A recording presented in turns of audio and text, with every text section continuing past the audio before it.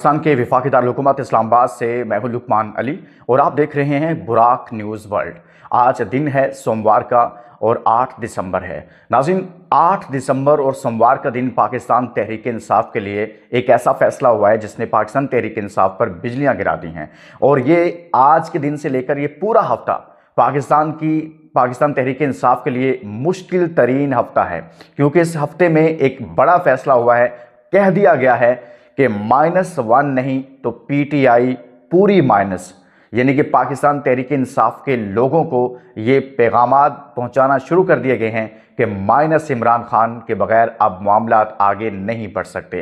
तो क्या माइनस इमरान खान का फार्मूला कामयाब हो जाएगा? पहले माइनस पीटीआई का फार्मूला चलाया गया, लेकिन 8 फरवरी को लोगों ने उसे प्लस कर दिया। तो क्या अब ये जो फार्मूला लेकर आए हैं कि माइनस इमरान, आपकी क्या राय है? आपने भी कमेंट्स में पार्टिसिपेट करने, मैं पूरी खबर भी आपको दूंगा कि आगे ये होने क्या लगा है, किस तरह से मामलात अब आगे चलाए जाएंगे। और साथ में दोस्तों यहां पर आपको बताऊं कि सबसे अहम चीज़ यह है कि नेशनल सिक्योरिटी थ्रेट के नाम पर जो ये फैसले किए गए हैं, क्या माजी में नेशनल सिक्योरिटी थ्रेट सियासतदानों को नहीं करार दिया जाता रहा? आज इस्लामाबाद में इस जगह पे जहां मैं बैठा हूं, क्या इसी जगह से ये बयानिया नहीं निकलता रहा कि फ़लाँ जो है वो नेशनल सिक्योरिटी थ्रेट है, फ़लाँ जो है वो सबसे बड़ा करप्ट है? क्या वो लोग फिर बाद में वज़ीर आज़म नहीं बने? क्या फिर बाद में वही लोग ऐवान सदर में जाकर नहीं बैठे जिनके बारे में ये बयानिया बनवाया गया, कहा गया कि भाई ये तो सबसे बड़ा करप्ट है पाकिस्तान का, ये तो सबसे बड़ा पाकिस्तान के लिए ख़तरा है, ये तो इंडियन एजेंट है, इसके घर से तो इंडियंस पकड़े गए हैं, इसके घर में तो नरेंद्र मोदी आया, पूरी सारी चीज़ें चलती थी ना। लेकिन वो लोग आज कहाँ स्टैंड कर रहे हैं? क्या वो आज मुहिब्बे वतन हो गए हैं? मैं खबर आपके सामने रखता हूँ और बहुत सारी चीज़ें आपके साथ डिस्कस करूँगा इस वीडियो में। आपने लाजमी सुनना है कि होने क्या लगा है, ये पूरा प्लान क्या है। पहले मरहले में दोस्तों पीटीआई के तमाम एमएनएस को, एमपीएस को, टिकट होल्डर्स को, उनकी लीडरशिप को कहा जाएगा कि अगर आपने सियासत करनी है तो इमरान खान के बयानिए से अलहदगी अख्तियार करें। अगर आपने सियासत करनी है, बतौर जमात करनी है, हम आपको वेलकम कहते हैं। इनफरादी तौर पर करनी है तो भी हम वेलकम कहते हैं। लेकिन अगर आप ऐसा नहीं करेंगे तो जो लोग जेल में हैं उनकी मुश्किलात और बढ़ जाएंगी, जो लोग केसेस हैं और ज़मानत पर हैं उनकी ज़मानतें कैंसिल होना शुरू हो जाएंगी, और जो लोग किसी न किसी सूरत में पाकिस्तान तहरीक इंसाफ की लीडरशिप के मुख्तलिफ ओहदों पर हैं उन पर मज़ीद दबाव बढ़ा दिया जाएगा, मज़ीद केसेस बनाए जाएंगे। और आपको बताऊं एक और चीज़, ये जो बार बार कहा जा रहा है ना कि इश्तियाल दिलाया जा रहा है, आज सुहेल अफरीदी ने कल कहा कि हमें इश्तियाल दिलाया जा रहा है कि ताकि हम कोई गैर कानूनी या कोई उस तरफ लेकर आए हमें कि जहां ये हमारे खिलाफ बहुत कुछ कर सकें। वाकई में अगर पाकिस्तान तहरीक इंसाफ ने कोई ऐसा काम किया थोड़ा बहुत इधर से उधर, तो यकीन कीजिए कि केसेस की एक नई पटारी खुल जाएगी और इतने केसेस होंगे कि आप सोच भी नहीं सकते होंगे। ये मैं किसी को डराने के लिए नहीं कह रहा, ये प्लान है। और ये हुआ ये है कि बानी पीटीआई की जानिब से, इमरान खान साहब की जानिब से जो बयानात दिए गए हैं वो बयानात जो है वो बर्दाश्त नहीं हो रहे। मेरे ख्याल में, मेरी ज़ाती राय में, उनको इतनी सख्त लाइन नहीं लेनी चाहिए। पाकिस्तान तहरीक इंसाफ को अपनी सियासी स्पेस बनानी चाहिए थी, थोड़ी सी सियासी स्पेस क्रिएट करते, सियासी जदोजहद करते और आप इस्टेब्लिशमेंट को तनकीद का निशाना भी बनाते, सारा कुछ करते, लेकिन किसी फ्रेमवर्क में रहकर, किसी तरीक़ाकार के साथ इतनी एक्सट्रीम लाइन इसके बाद कि जब आपसे 9 मई के वाक़यात में आपकी पूरी लीडरशिप अंदर है। देखें, नून लीग के साथ जो मामला था उसने बाजवा का नाम लिया, फैज़ हमीद का, जजेस का, सारा कुछ करते रहे, लेकिन क्या था उसके साथ यह था कि उसकी लीडरशिप एक तो कंप्रोमाइज़ करके मुल्क से बाहर चली गई। दूसरा क्या था? दूसरा यह था कि 2-4 लोग कैदी थे और पकड़े गए थे, वो रिहा हो चुके थे, और कोई उनके पास कोई ऐसा, उनकी लीडरशिप में ऐसा कोई मियां महमूद रशीद, कोई उमर सरफराज चीमा की तरह, कोई यास्मीन राशिद की तरह, एजाज चौधरी की तरह जेलों में तो मौजूद नहीं था। सब लोगों ने जेल काटी, थोड़ा थोड़ा अरसा रहे और सब लोग बाहर आ गए, लेकिन इतनी तवील जेल तो किसी की नहीं रही है। तो पाकिस्तान तहरीक इंसाफ की वो सिचुएशन नहीं है जो मुस्लिम लीग नून की थी। तहरीक इंसाफ को प्लस पॉइंट ये है कि पब्लिक उसके साथ खड़ी है, अवाम उसके साथ खड़ी है। तो ये मुश्किल हफ्ता शुरू होने लगा। अगर पाकिस्तान तहरीक इंसाफ ये हफ्ता मैनेज कर लिया, यानी कि इसको पॉलिटिकली सियासी तौर पर सियासी हिकमत के साथ आगे निकला। आप ये देखिए कि यहाँ तक मामला आगे हैं कि एमकेएम से प्रेस कॉन्फ्रेंस करवाई गई है। एमक्यूएम ने प्रेस कॉन्फ्रेंस करी। अब एमक्यूएम नेशनल सिक्योरिटी पर प्रेस कॉन्फ्रेंस कर रही है और वो रहनुमा कर रहे हैं। मैं अब उनकी क्या बताऊं उनके बारे में, आप सबको पता है क्या क्या है। कौन मानेगा मुझे बताएं इस बयानिए को जिसमें एमक्यूएम प्रेस कॉन्फ्रेंस करके ये कह रही होगी कि जी इमरान खान ये है, इमरान खान वो है, इमरान खान गद्दार। कोई मानेगा?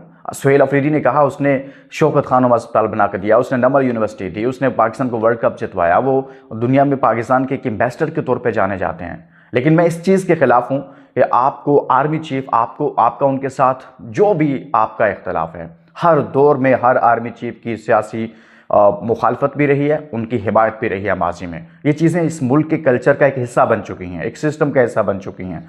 लेकिन आपको इतनी एक्सट्रीम लाइन नहीं लेनी चाहिए, मैं बार बार ये बात कर रहा हूँ।